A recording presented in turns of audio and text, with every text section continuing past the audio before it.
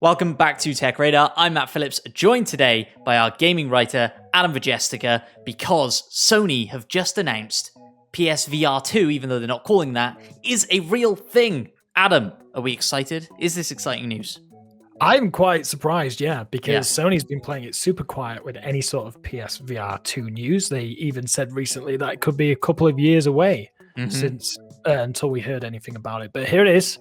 They've dropped the bombshell in terms of gaming news, and it is on the way. It is indeed. So let's take a little step back then. PSVR 1, was that considered a success, do you think? And obviously, if they're creating a 2, you'd hope it would be. But what was the appeal of PSVR 1, do you think? So PSVR 1 was a great way of getting into virtual reality on the cheap, really. It was a much easier, less complicated route than buying a VR headset for PC, for example, which can be quite complicated. You need the right hardware, right specifications. This was basically like a plug and play solution. And obviously it came with compromises. The resolution wasn't quite as good. The field of view was narrower, but it did some really good stuff. And you actually own a PSVR, right? I do indeed, yeah. It's the only VR headset that I've ever used. Now I'm saying that out loud. Is that true? I think it is. I think it is true. And you're right. The reason that I went for it over hooking something up to my PC or whatever is that accessibility, right? It's the same reason, that I kind of shy away from PC gaming because in the past, try and launch a game on PC, all of a sudden you got to update your drivers, you got to do this, you got to do that. Adding VR to that seemed like a step too far for me. But the PSVR system kind of is as plug and play as you can get with a VR system, right? You know that you plug that thing into your PS4, it's going to work flawlessly with the games that they produce for it. That has meant that we haven't got some of the more standout titles for VR on PSVR, like Half-Life Alyx, for example, which has been a massive standout hit for VR. But it's because you do have those drawbacks with the technology that's in PSVR that is sort of behind the times. Obviously, you're using PlayStation Move controllers that came out way back when. When I was a young boy. Exactly. But that brings us to this new announcement, right? And one of the big announcements as part of this PlayStation VR 2, this next-gen PlayStation VR, is that they are creating a brand new controller for it. So what do we know about that controller so far? So very little, but they're going to focus on great ergonomics, which basically means it's going to feel really good to hold, and hopefully it's going to be really clever to use. And I'm kind of excited because the PSVR 2, which we're just going to call it here, it will take advantage of the DualSense wireless controller, and we've been very impressed with that. I personally absolutely love the haptics and the adaptive triggers. So if they can take some of that technology and put it into a VR controller, who knows what they could do? It's definitely the right move. I'm glad we're not just going to get another tacked-on, out-of-date accessory, because that really did feel like one of PSVR's weakest aspects was like, hey, go and buy these now discontinued Move controllers and a camera. And it also sounds like it's going to be a lot more seamless. I mean, the PSVR had quite a lot of wires. It had a breakout box. This isn't wireless, which is a slight shame. They have confirmed, though, it should just be one single cable, which even just saying that just sounds so much more accessible than going, okay, I need to, run these through my lounge to get to the PS4, etc. So it sounds good. You're absolutely right. And sort of going back to what I said, the reason I jumped in on PSVR is because it was so accessible. When the PS5 came around, it was all of a sudden a lot less accessible, right? Like you had to apply online for a free adapter that they did send me. But then for like games more recently that have come out, Hitman is a great example that had a full VR mode built into it. You had to download the PS4 version of the game onto your PS5, run it through the adapter to use it with a PSVR. And so it was obvious that this hardware is falling behind the times now. And so it's nice to see that they're going to improve it. But that sort of brings into question, at this point, is PlayStation VR 1 worth considering for anybody, or would you recommend holding off for PSVR 2? Because you've got to assume whatever comes out on PSVR 2 will not be backwards compatible with VR 1, right? The hardware is just gonna leap too far forward for that.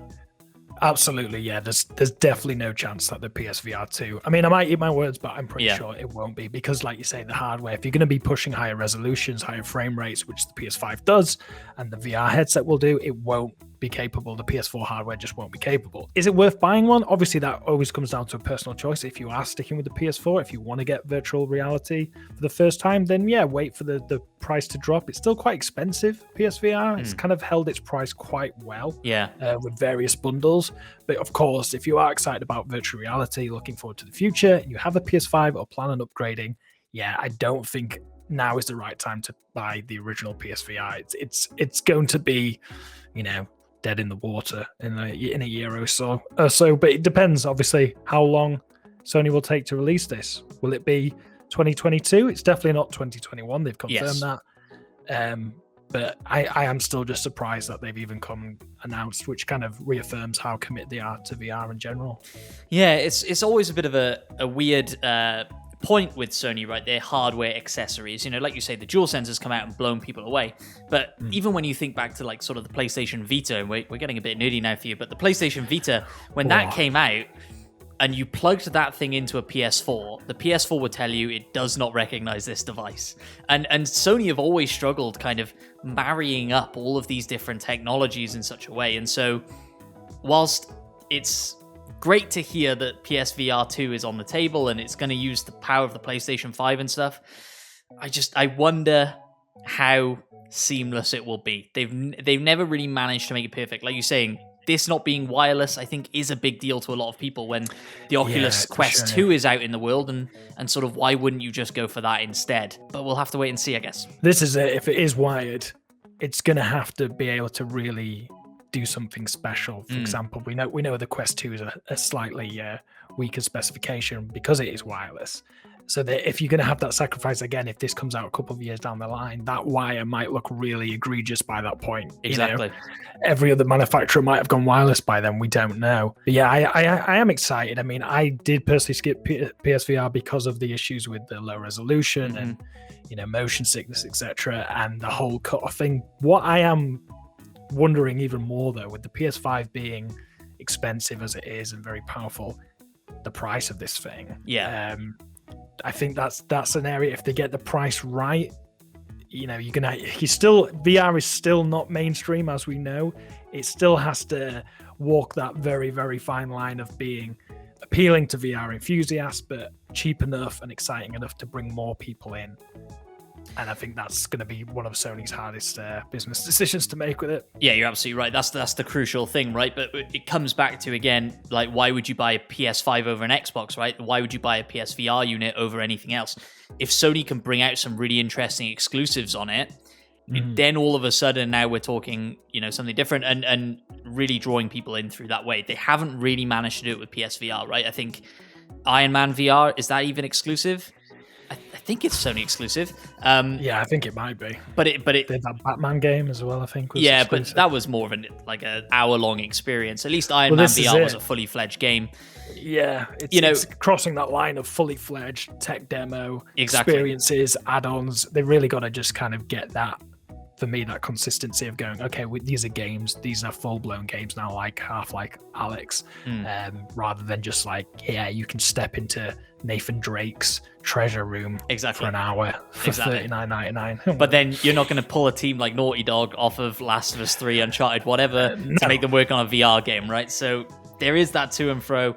It will be interesting to see what sort of games start getting announced, maybe before we necessarily even see the hardware, right? You've got to imagine VR games that are coming to Oculus, that are coming to all these platforms, are going to start having PSVR 2 badges at the end of their trailers. So it'll be interesting to see where that goes and where the technology that Sony puts into this thing, like you say, haptic feedback maybe from the DualSense, maybe a couple of other things from the DualSense make their way into these controllers.